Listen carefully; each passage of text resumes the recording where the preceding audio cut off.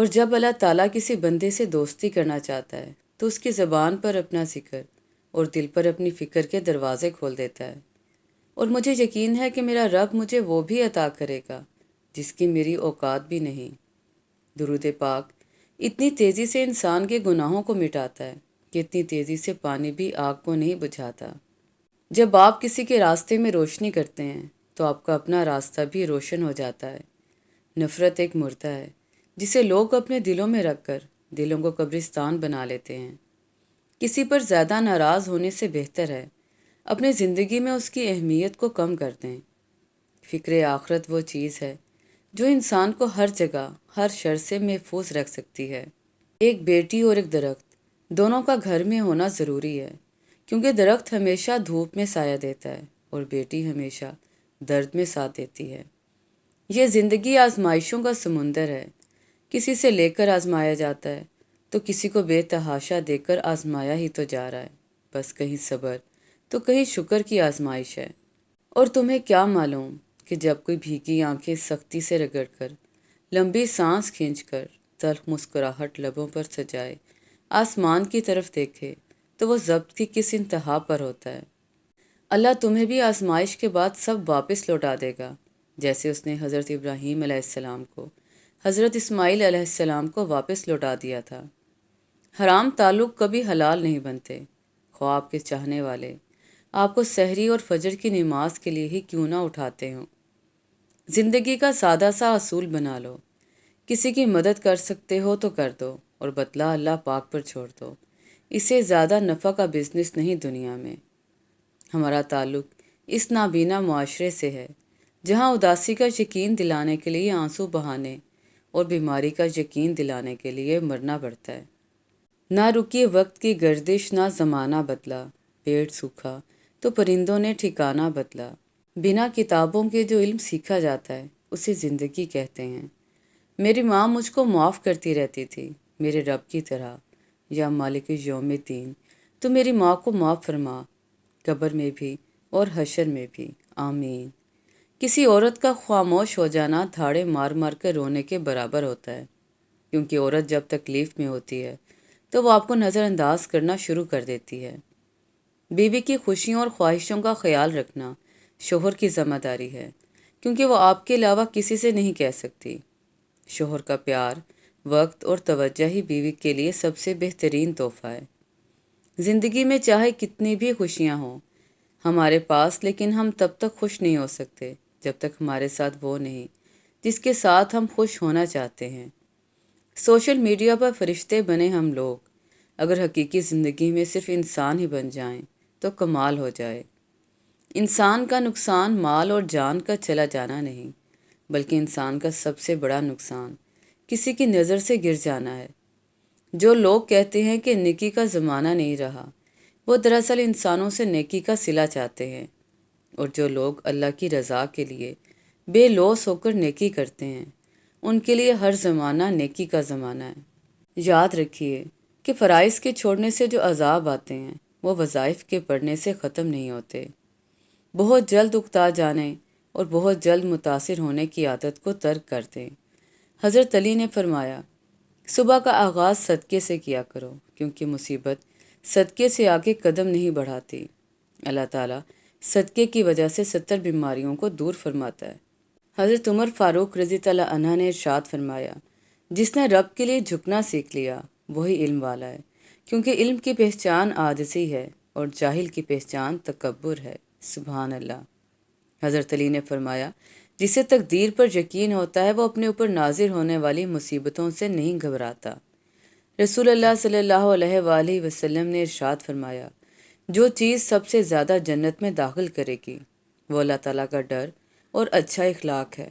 نبی کریم صلی اللہ علیہ وآلہ وسلم نے فرمایا، جس نے استغفار کو لازم کر لیا تو اللہ سے ہر غم سے نجات دے گا اور ہر تنگی سے نکال دے گا، اور اسے وہاں سے رزق دے گا جہاں سے اسے گمان بھی نہ ہوگا۔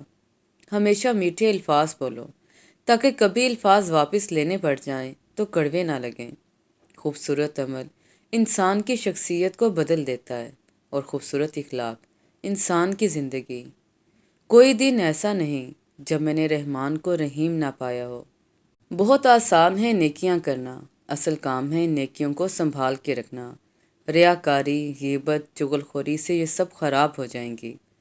مولا علی کا فرمان ہے، تم کسی کو دل سے چاہو اور وہ تمہاری قدر نہ کرے تو یہ اس کی بد نصیبی ہے، تمہاری نہیں۔ خاموشی کبھی کبھی بہت تفصیل سے جواب دیتی ہے۔ زندگی میں سب لوگ رشتہ دار یا دوست بن کر نہیں آتے، کچھ لوگ سبق بن کر بھی آتے ہیں۔ اللہ کا شکر ادا کیا کرو۔ قرآن پاک بھی الحمدللہ سے شروع ہوتا ہے۔ جب دعا کرتے وقت تمہاری آنکھوں سے آنسو آنے لگیں تو سمجھ جانا تمہاری دعا بارگاہ الہی میں قبول ہو چکی ہے۔ دعا کی قبولیت آواز کی بلندی نہیں بلکہ دل کی تڑپ کا تقاضا کرتی ہے، کیونکہ دعا صرف الفاظ کا مجموعہ نہیں بلکہ روح کی طلب اور کیفیت کا نام ہے۔ یہ مت سوچیں کہ چھوٹا نصیحت کر رہا ہے، میں بڑا ہو کر کیسے مان لوں۔ نہیں، یہ اللہ کا چناؤ ہے، جس کی زبان سے چاہے حق جاری کرتے۔ اس لیے اکڑ میں نہ رہیں، اللہ کے لیے جھک جائیں۔ عبادت کے لیے فرصت نہیں، توفیق کی ضرورت ہوتی ہے۔ یقیناً ہدایت انہی کو ملتی ہے جو ہدایت چاہتے ہیں۔ جھوٹے انسان کی اونچی آواز سچے انسان کو خاموش کروا دیتی ہے، لیکن سچے انسان کی خاموشی جھوٹے انسان کی بنیاد ہلا دیتی ہے۔ تہجد میں کی گئی دعا بند ہوئے سب دروازے کھول دیتی ہے۔ تہجد میں فرش پر کیا گیا سجدہ انسان کو عرش پر اللہ سے ملا دیتا ہے۔ حضرت علی رضی اللہ عنہ نے ارشاد فرمایا، اگر تم اس وقت مسکرا سکتے ہو جب تم پوری طرح سے ٹوٹ چکے ہو تو یقین جانو دنیا میں تمہیں کبھی کوئی نہیں توڑ سکتا۔ دنیا میں خوبصورت دل تلاش کرو، چہرے نہیں، کیونکہ خوبصورت چہرے تو بہت ہیں لیکن خوبصورت دل بہت کم۔ حضرت علی نے فرمایا، کسی کے خلوص اور پیار کو اس کی بیوقوفی مت سمجھو، ورنہ کسی دن تم خلوص اور پیار تلاش کرو گے اور لوگ تمہیں بیوقوف سمجھیں گے۔ کسی نے پوچھا غرور کیا ہے؟ جواب ملا، خاک سے بنے انسان کا اپنی اوقات کو بھول جانا۔ آگ لگانے والوں کو کیا خبر، رخ ہواؤں نے بدلا تو خاک وہ بھی ہوں گے۔ یہ زندگی صرف تب تک ہلکی ہے جب تک سارے بوجھ ماں باپ نے اٹھائے ہوں۔ ہتھوڑے کی آخری وار سے پتھر ٹوٹ جاتا ہے، لیکن اس کا مطلب یہ نہیں کہ پہلے وار بیکار تھے۔ حقیقت تو بس یہ ہے کہ کامیابی مسلسل کوششوں کا نتیجہ ہوتی ہے۔ کوشش کریں کہ آپ پر کوئی سورج ایسا طلوع نہ ہو جس میں آپ نے نماز، قرآن، اذکار اور توبہ نہ کی ہو۔